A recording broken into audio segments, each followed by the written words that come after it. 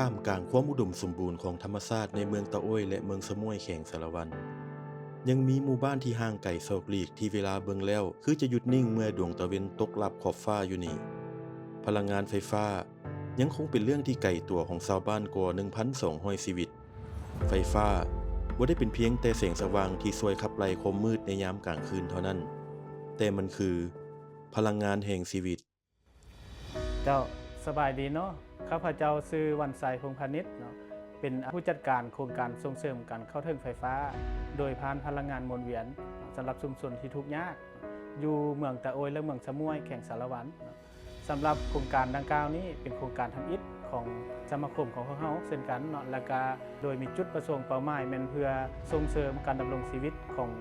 ชุมชนอยู่บ้านเป้าหมายดังกล่าวเนาะให้มีการพัฒนามีการปรับปรุงขึ้นแล้วก็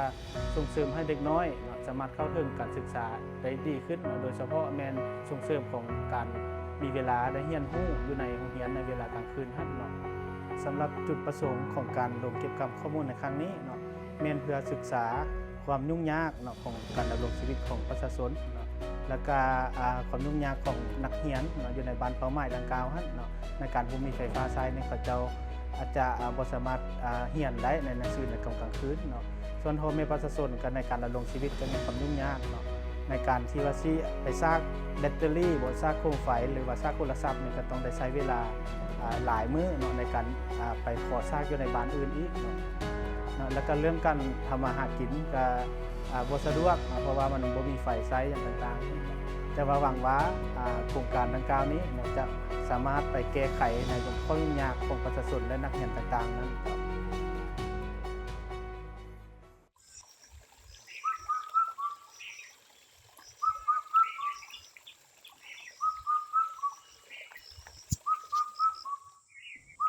บ้านอสิงใต้แบตเตอรี่โทรศัพท์1ขีดแม่นมีความหมายที่สุดเพราะชาวบ้านต้องได้เดินทางไปถึง8กิโลเมตรเพื่อสากไฟบางครั้งต้องเสียเวลาเป็นมื้อเพียงแต่เพื่อให้ได้แสงสว่างจากไฟสายและอุปกรณ์สื่อสารเท่านั้นบ้านอสิงใต้ตั้งอยู่เขตผู้ดอยห่างไกลซอกหลีของเมืองสะม้วยแขวงสารวันบ้านมีทั้งหมด36หลังคาเรือนและประชากรทั้งหมด189คนส่วนใหญ่ดำรงชีวิตด้วยการเฮ็ดไร่เฮ็ดนา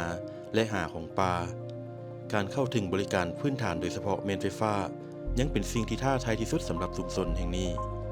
จากสภาพปัญหาดังกล่าวได้สร้างผลกระทบให้แก่ประชาชนเช่นเวลาที่สูญเสียไปในการเดินทางเฮ็ดให้ชาวบ้านขาดโอกาสในการทำมาหากินสร้างรายได้และรับรู้ข่าวสารเมื่อเกิดเหตุฉุกเฉินหรือมีคนเจ็บป่วยในตอนกลางคืนการติดต่อขอความช่วยเหลือก็เป็นไปด้วยความยุ่งยากmười hai bờ điền là lấy bồn kì mà lưng một thứ là bộ sạc bằng ở mương tụi kì không lấy bồn trong đâu bờ điền không hai địa rực kì bờ hành bồn điền kì bây giờ bồn điền là hai bộ sạc tụi bờ xíu về là hai bờ cọ hai bộ xăng là cọ sông chết hay cả chạ kì nó mặn quá kì cả chạ xe mà nhẹ mùi hành mà kì dầu cư bộ của mày rồi nhẹ dầu coi nhẹ tư cư nhẹ một thứ dừng là dầu coi từ cơ cái nào buồn thò ai mà kìa dầu còn nọ cái là đồ buồn vì điền từ về là đồ bữa điên thì hai về là từ đồ hai buồn mà họ siêu về là bao thì mà hai buồn tạm biệt cái rạng đo thì mà khăn hai bộ sạc còn ở mường tụi tê thì bà hai bỏ thì siêu về là thì dầu nhẹ dầu coi từ cơ tập cơ bộ ngà mường tụi tê thì kì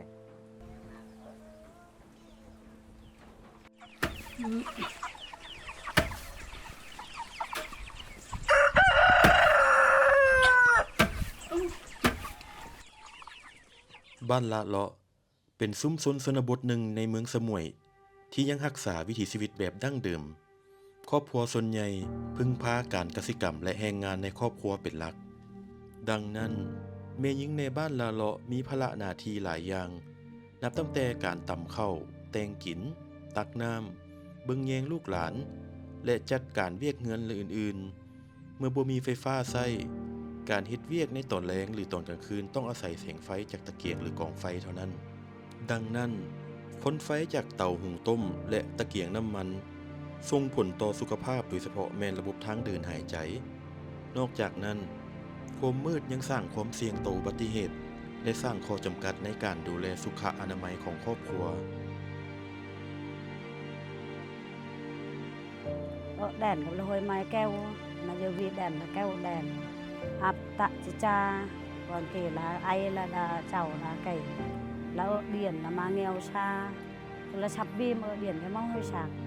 mà nó vi điểnมันsạc là sậpมันโทได้dầu bảy cái vềมัน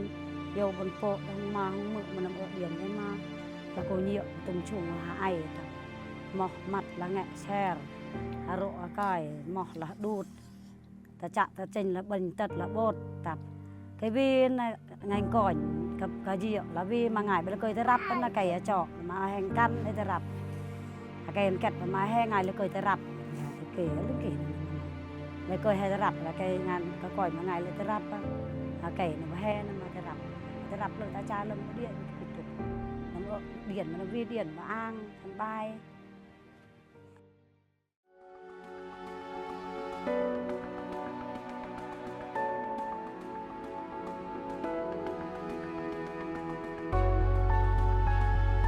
บ้านอสิงเหนือ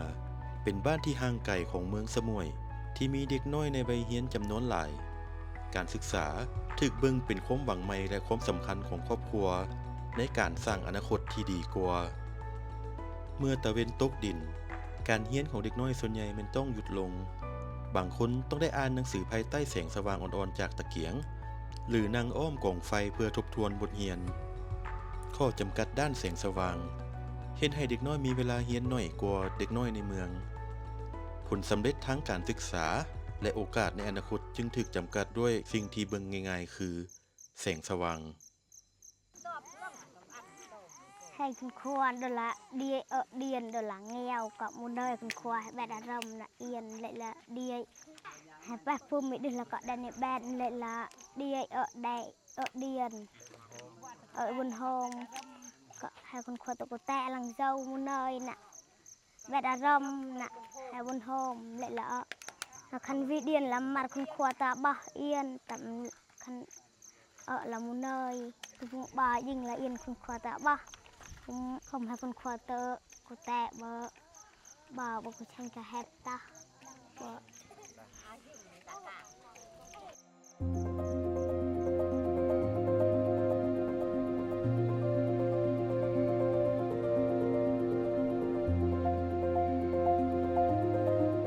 บ้านอามอนเป็นซุ้มซ้นกสิกรรมขนาดน้อยในเขตภูดอยที่ชาวบ้านส่วนใหญ่พึงพารายได้จากการปลูกพืชเลี้ยงสัตว์และเก็บหาผลิตภัณฑ์จากป่าครอบครัวจำนวนหลายมีรายได้จำกัดและบางครอบครัวมีรายได้ต่ำกว่า$100ต่อปีเมื่อบ่มีไฟฟ้าการแปรรูปผลผลิตหรือเฮ็ดหัตถกรรมเพื่อสร้างรายได้เสริมในตอนกลางคืนจึงบ่สามารถเฮ็ดได้เลยจากสภาพปัญหาดังกล่าวชาวบ้านจึงพลาดโอกาสในการเพิ่มรายได้และพัฒนาสถานะครอบครัวการขาดแสงสว่างกลายเป็นอุปสรรคที่ขัดขวางในการสร้างอาชีพและหลุดพ้นจากความทุกข์ยากหาในดอกแต่ดอกคันมาบนอันเตียนประอันตัวให้ช่วยให้จานดอกบอลดื่มต่างๆแต่ให้จอยดอกมาคันบนเดียนดัวให้กี่บนอ่างเลยฮะต่างแต่ตามเยอะดิหาจีนเยอะให้กี่บนที่อันไหนเดากี่ก็ยังไงเป็นตัวตะให้กี่ละบนตาเกิดลายหับแผลให้กี่มาคันบนตาแต่ตามเยอะดิจีนเยอะเบอร์บนจังเลยโชงปัดลำมาจอยของอ่างดอกแบบบนโฮมthời gian kỳ là hai du bị cái là bồn tài cái bán đối bị cái bờ lễ bồn nửa mấy tài như mấy chỗแต่ไปđầy lại mấy chỗ cái nó mấy tài cái bồn ta lâm vì chỗ ta lâm với ta rong ta nàn là lễ bồn mà cái là mấy chỗ tây vì này tây đồ bờ ta ba chết pe chết nghìn nửa mấy bồn cái mà lại học từ mà hắn bồn điền đùa ảng bài bồn thời gian bồn tài chẳng pe làm cái mà làm bồn chẳng liền chân sen cái dồn hồi đổ mà 4 có lì kỳ cái là 4 lại học kỳ mà đồ là là thượng kỳ còn hề nhung nhạc và có hề là thượng kỳ ấy nhàn điền đùa cái nào ta lưng nói nhung nhạc thượng kỳ thì là lễ 4 lại học mà kỳ là cần kỳ đi cần phải nhai kỳ cái tệ là cái nào màn thượng kỳ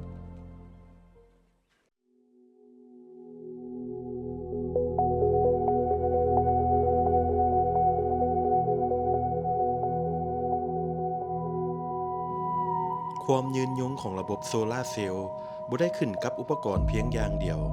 แต่มันขึ้นกับความเป็นเจ้าของของชุมชนการมีส่วนร่วมของทุกคนจะช่วยให้ระบบสามารถนำใช้ได้ในระยะยาวสร้างประโยชน์ให้แก่คนรุ่นปัจจุบันและรุ่นต่อไปบ้านประสิงห์เป็นอีกหนึ่งบ้านที่ตั้งอยู่นอกเมืองตะโอ้ยแขวงสารวันชาวบ้านเป็นแบบอย่างที่ดีชุมชนมีความสามัคคีและมีประสบการณ์ในการร่วมแรงร่วมใจพัฒนาชุมชนของตัวเองก่อนการติดตั้งระบบโซลาร์เซลล์ชาวบ้านได้ร่วมปรึกษาหารือและวางแผนการบริหารร่วมกันมีการจัดตั้งคณะกรรมการคันบ้านเพื่อรับผิดชอบดูแลติดตามและบำรุงรักษาอุปกรณ์ คือว่าคันว่าจะได้ยืนยงกันไปอันโซลาร์เซลล์เนาะป่านนี้คันว่างูควายมาไกลก็เฮาต้องได้ไปเอาไปจับไปปลูกบ่ให้มันมาไกลอยู่หั่นคือว่าบ่ว่า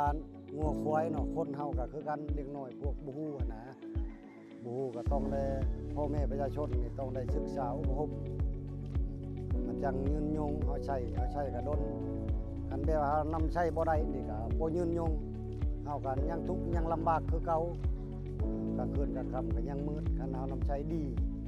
ก็ถือว่าหลายๆปีบางเทื่อก็ฮอดเช่นลูกเช่นหลานพุ่นแล้วนำใช้ไผอันนี้เนาะ บ้านนาแม่นว่าเฉพาะตัวเวลนาแม่นว่าเนา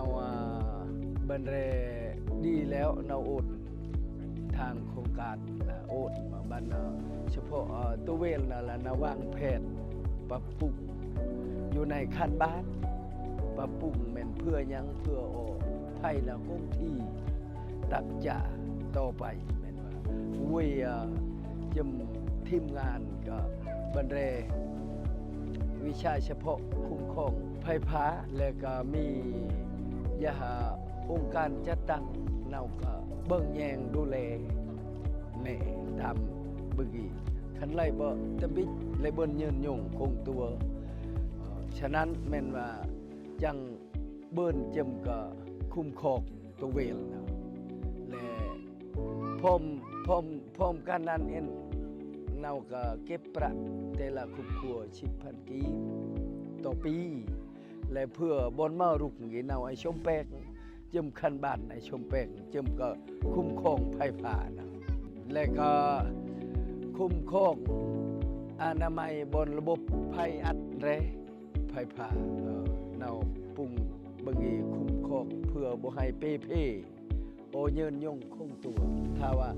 เลเบิลเราตะไอ้ยีเหม็นเล่ชะมาดมันเราตะไอ้ยีเหม็นชะมาดนำชัยได้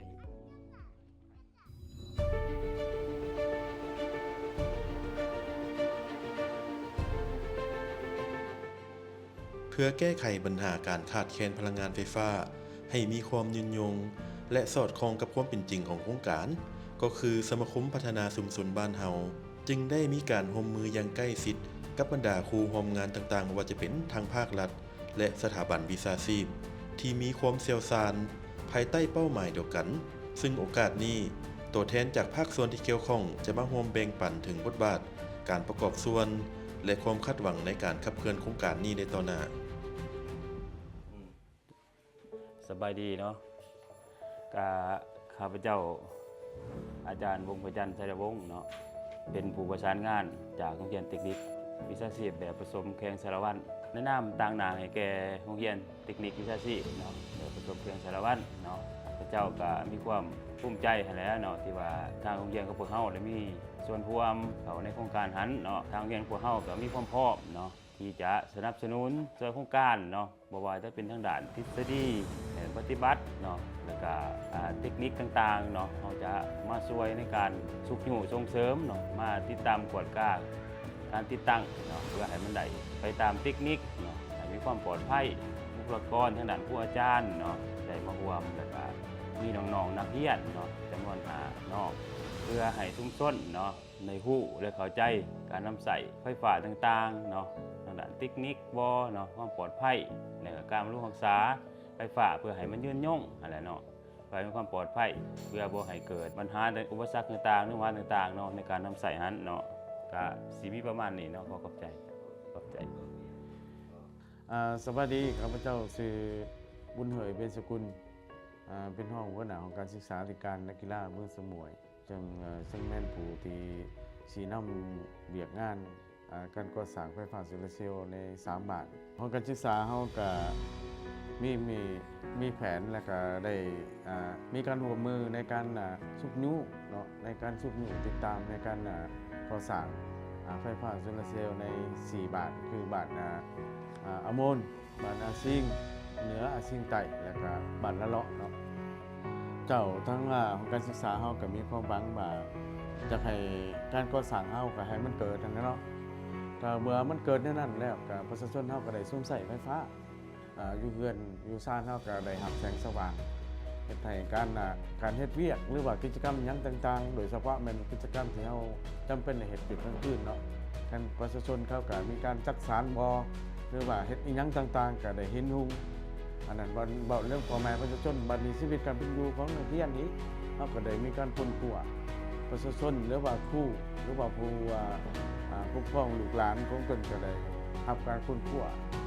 พ่อแม่ก็ได้บอกสอนเด็กน้อยเขาสะดวกในเวลาค้นคว้ากลางคืนเนาะถ้าว่าการก่อสร้างสำเร็จแล้วได้สุ่มใส่แล้วเนาะประชาชนเฮาก็ได้สะดวกขึ้นแล้วเฮาก็อยากให้มีความยืนยงนะอาศัยทั้งโครงการหรือว่าภาครัฐหรือว่าผู้ประสานงานเฮาก็มีการร่วมมือสร้างวิธีเฮ็ดแนวใดให้ได้รับผลประโยชน์แล้วก็มีความยืนยงขึ้นครับอยากให้ยืนยงตลอดไปนะ ข้อมูลพื้นฐานที่บันทึกได้ในมื้อนี้คือหลักฐานอันสำคัญที่จะใช้ยั่งยืนคงเป็นแปลงในต่อหน้า